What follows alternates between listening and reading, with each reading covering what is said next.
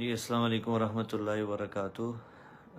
ایک تھوڑا پریشانی والی خبر تھی، الحمدللہ اب نہیں ہے۔ آپ سے شیئر کرنا تھا، آپ سے عرض کرنا تھا کہ آپ سب جیسا کہ دیکھ رہے ہیں سوشل میڈیا پہ کہ اس وقت والد محترم مولانا طارق جمیل صاحب کینیڈا میں موجود ہیں۔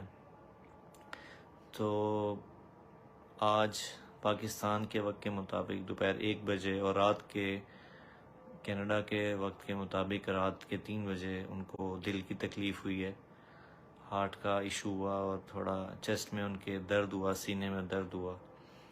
اس کے فوراً بعد ان کو وہاں ہسپتال میں منتقل کیا گیا اور سارا ان کا پروسیجر الحمدللہ عافیت سے مکمل ہو گیا۔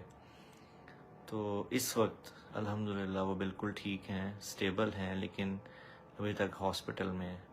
تو آپ حضرات کی خدمت میں آنے کا صرف مقصد یہ ہے کہ آپ دعا کریں، چونکہ آپ کو پتہ ہے ایک اپنے گھر سے دور ہونا، فیملی سے دور ہونا، ہم لوگ یہاں ہیں وہ وہاں ہیں، تو یقیناً یہ تھوڑا پریشانی کا باعث ہے، لیکن الحمدللہ اللہ کا کرم ہے کہ وہ سٹیبل ہیں۔ تو میڈیا پہ آپ کو پتہ ہے مختلف افواہیں پھیل جاتی ہیں، سوشل میڈیا پہ خاص طور پہ، اس لیے میں خود حاضر ہو کے مناسب سمجھا کہ آپ کی خدمت میں عرض کروں کہ آپ سب جتنے بھی بہن بھائی میری بات سن رہے ہیں، آپ سے دعاؤں کی درخواست ہے کہ آپ دعا کریں کہ اللہ تعالیٰ ان کو مکمل صحت یاب فرمائے اور خیر و عافیت سے اللہ تعالیٰ ان کو پاکستان، ان کی واپسی جو ہے وہ خیر و عافیت سے ہو جی انشاءاللہ۔